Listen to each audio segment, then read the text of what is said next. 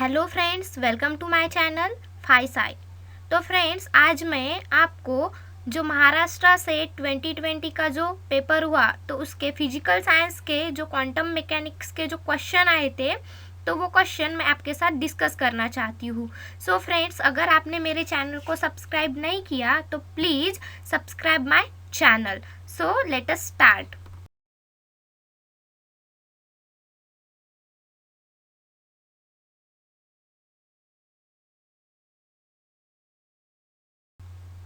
So friends, the first question from the 2020 Physical Sciences set paper is, out of the following particles, all having the same kinetic energy, which has the longest wavelength, and options are an alpha particle, an electron, a proton and a neutron. So let us see the solution. Guys, according to de Broglie hypothesis, your wavelength, that is lambda, is always equal to the Planck constant h divided by momentum. Generally, momentum is given by m into v. That means what? Your wavelength lambda is in inverse relation with mass. So, if the mass is increases, then wavelength is decreases. So let us see the mass of those particles, that is alpha particle, electron, proton and neutron. From those masses, the smallest mass is of electron, that is 9.1 into 10 to the power minus 31. Therefore the longest wavelength must be of electron. So correct option for this question is option number B. So the longest wavelength is of your electron particle. Next question is, if quantum mechanical operators of two observables of a system do not commute, then options are: option A, the total energy of the system must be negative; option B, the parity of the wave function of the system must be odd; option C, the observables corresponding to these operators must be time independent; and option D, it is impossible to know the precise values of the observables simultaneously. So let us see the solution. So according to uncertainty principle in quantum mechanics, the observables delta A into delta B. Suppose there are two observables A and B. So delta A into delta B is always equal to the commutation A comma B divided by 2. Commutation in modulus. So if your A and B are commuted with each other, then there are some points or some properties. So first is, if your observables A and B commute, then the deviation of A into deviation of B is equal to 0. That means the deviation A is equal to 0, deviation B is equal to 0. That means we can measure them accurately. If the observables are commuted with each other, then the observables can be measured accurately. Next point is, the observable or operator A and B have common set of eigenstate. That is, we can measure them simultaneously. And such physical quantities are said to be compatible. So in the question given is that the observables of the system do not commute, means your observables A and B cannot be measured simultaneously.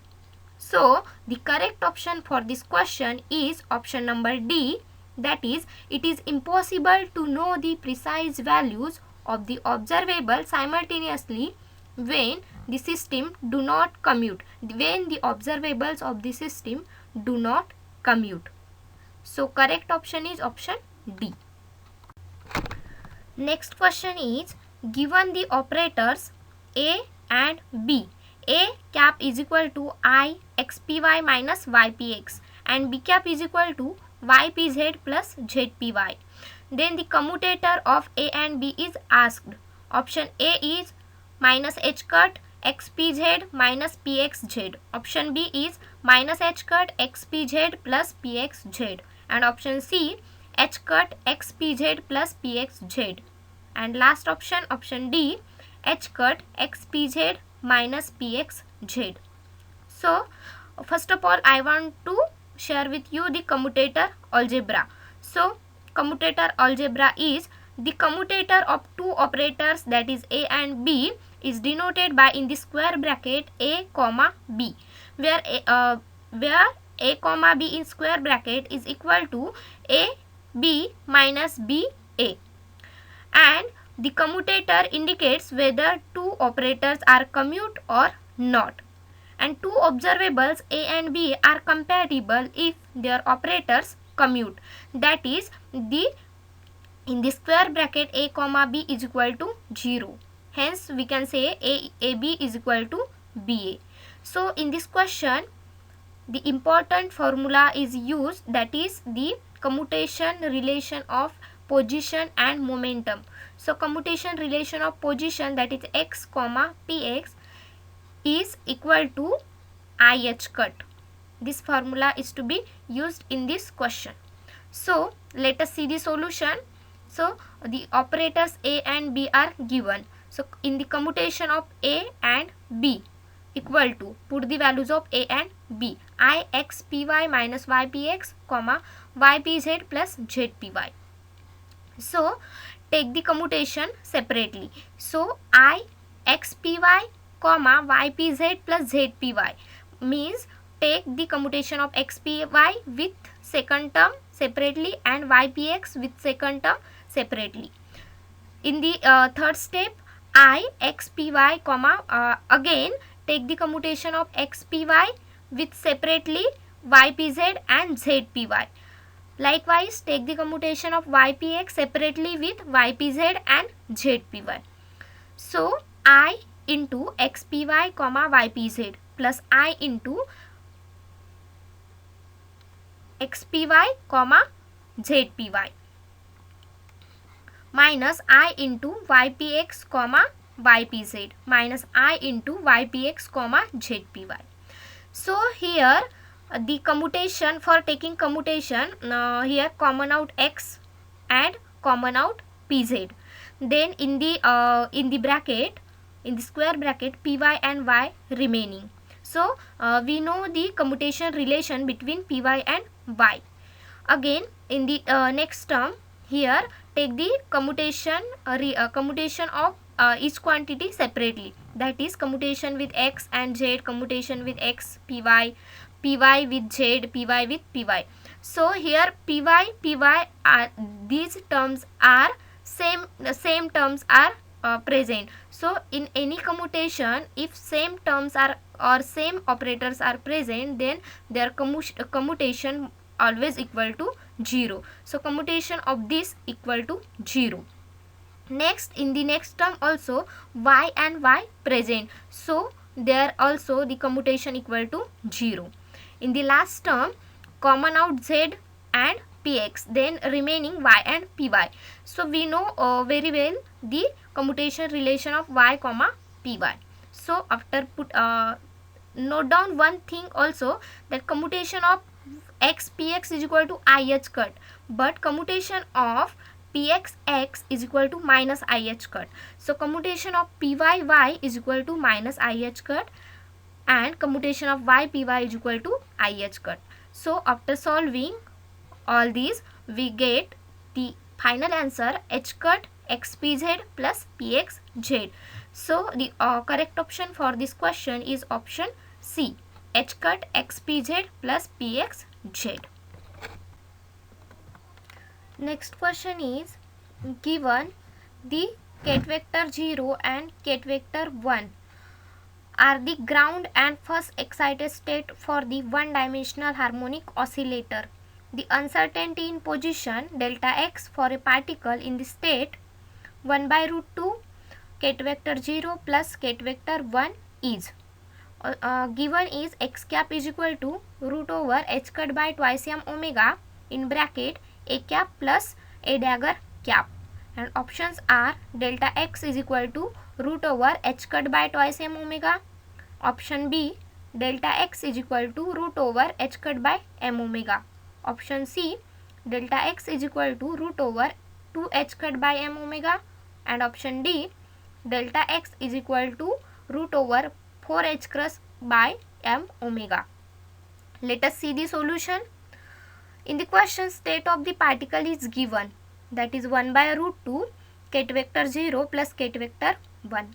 So here A is the coefficient of first state, that is 0, ground state.